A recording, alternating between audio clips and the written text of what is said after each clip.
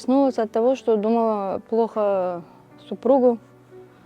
Он гипертоник у меня, и думала, ему плохо. А проснулась, вышла в этот, и смотрю, везде дым, везде все горит.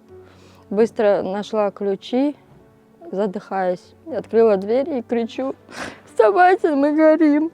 Просыпайтесь быстро, они быстро все встали. Кто в чем, выбегли на улицу. Старший сын хотел потушить, в огне побежал в баню. И оттуда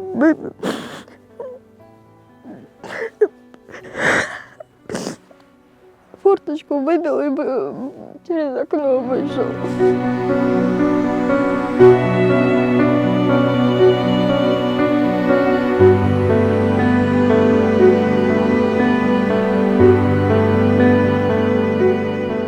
На момент пожара находилось дома 3 детей, и то 6, и 3 взрослых.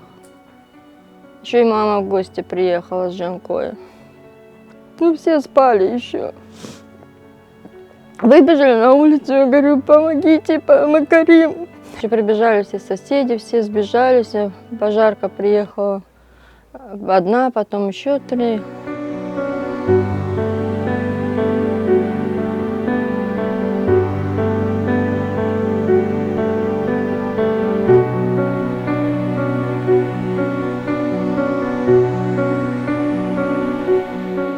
В 2014 году мне операцию сделали.